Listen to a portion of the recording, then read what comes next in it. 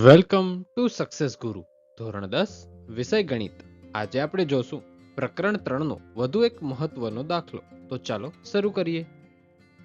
સૌથી પહેલા દાખલાની રકમ વાંચીએ. 5 વર્ષ પહેલા ભાવિનની ઉંમર વૃતિકની ઉંમરથી 3 ગણી હતી. 10 વર્ષ પછી ભાવિનની ઉંમર વૃતિકની ઉંમરથી 2 ગણી થશે.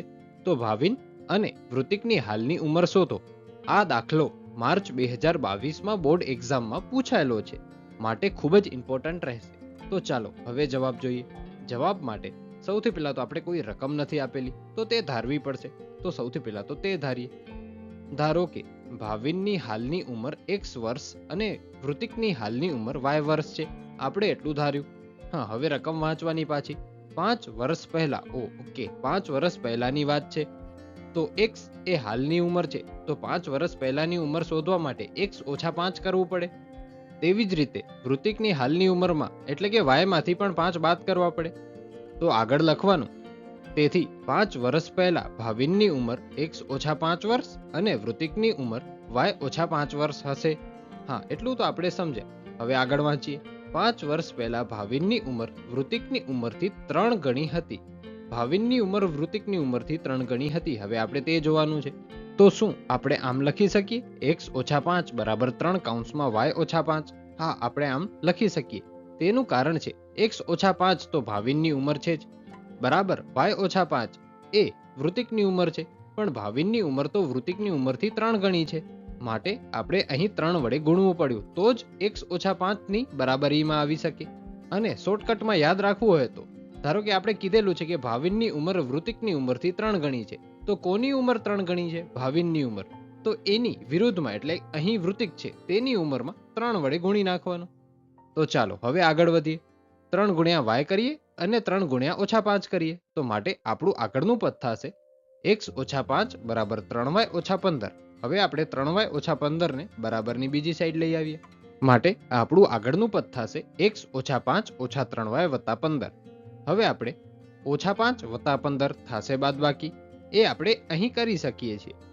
ઓછા 5 વત્તા 15 થશે બાદબાકી. 15 માંથી 5 જાય એટલે વધે 10. પણ કેવા વધશે 10? વત્તા, કારણ કે 15 ની નિશાની વત્તા છે અને 15 5 કરતા મોટા છે. માટે આપણું પેલું સમીકરણ મળશે x ઓછા 3y વત્તા 10 બરાબર 0. આ આપણું પેલું સમીકરણ બન્યું. હવે આગળ રકમ વાંચીએ. 10 વર્ષ પછી, હા એટલામાં જ ઊભી જવાનું. કીધું શું છે? 10 વર્ષ પછી, એટલે હાલની ઉંમર વત્તા 10 કરીએ તો 10 વર્ષ પછીની ઉંમર મળે. તો લખવાનું 10 વર્ષ પછી ભાવિનની ઉંમર x વત્તા 10 વર્ષ અને વૃતિકની ઉંમર y વત્તા 10 વર્ષ થશે. હા, એ તો થઈ જ શકે. હવે આગળ વાંચીએ. ભાવિનની ઉંમર વૃતિકની ઉંમરથી 2 ગણી થશે. તો આપણું સમીકરણ શું બનશે? x વત્તા 10 બરાબર 2 કૌંસમાં y વત્તા 10. 2 ગણી થશે માટે. હવે આપણે 2 ગુણ્યા y અને 2 ગુણ્યા વત્તા 10 કરીએ તો આપણું આગળનું પદ મળશે x વત્તા 10 બરાબર 2y વત્તા 20. હવે આપણે 2y વત્તા 20 ને બરાબરની આ સાઈડ લઈ આવીએ તો આપણું આગળનું પદ થશે x વત્તા 10 ઓછા 2y ઓછા 20. હવે વત્તા 10 ઓછા 20 થશે બાદબાકી. 20 માંથી 10 કાઢવાના, રે કેટલા? 10. પણ કેવા રહેશે? ઓછા કે વત્તા?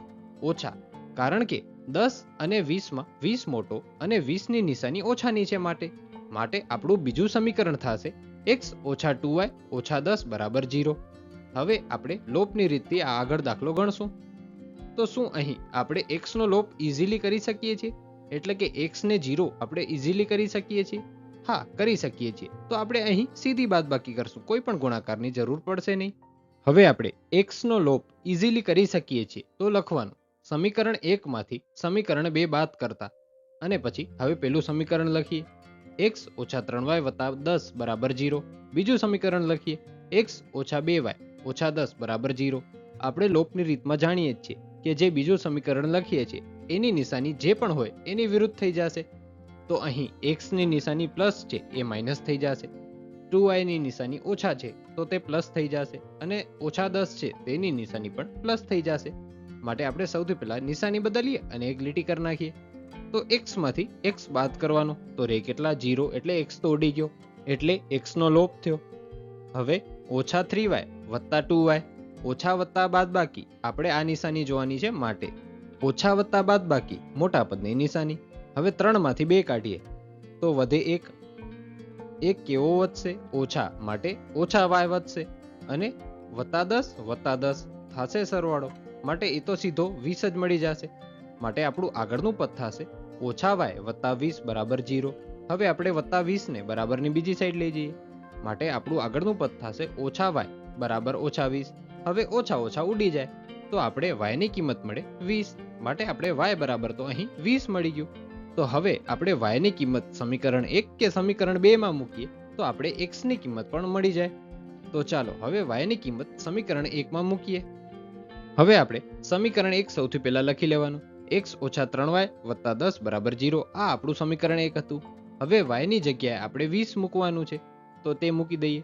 x - 3 કૌંસમાં 20 + 10 બરાબર 0.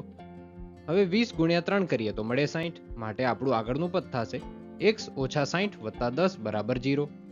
-60 + 10 થશે બાદબાકી અને મોટા પદની નિશાની. 60 માંથી 10 કાઢવાના. 60 માંથી 10 જાય તો રહે 50. નિશાની કઈ? મોટાની 60 ની, માટે x - 50 બરાબર 0. હવે 50 ને આપણે બરાબરની બીજી સાઈડ લઈ જઈએ એટલે આપણો જવાબ મળી જાય. માટે આપણો જવાબ થશે x બરાબર 50. હા, આપણે x અને y ની કિંમત તો મળી ગઈ, પણ આપણે ભાવિન અને વૃત્તિકની હાલની ઉંમર શોધો એમ કીધું હતું ને, માટે આપણે આમ લખવાનું. આમ ભાવિનની હાલની ઉંમર 50 વર્ષ અને વૃત્તિકની હાલની ઉંમર 20 વર્ષ છે. આ લખ્યા પછી જ આપણે પૂરા માર્ક મળે.